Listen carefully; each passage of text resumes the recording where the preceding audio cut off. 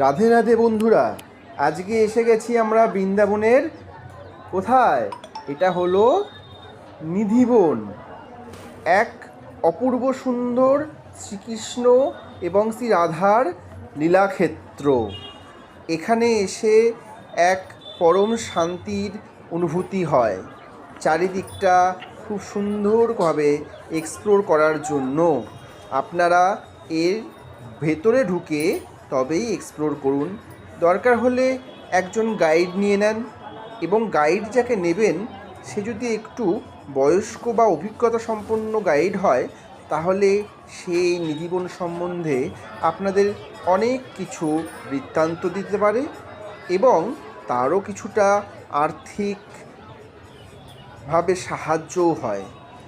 এখানে কিন্তু অনেক বাদর আছে, সুতরাং খুব সাবধান।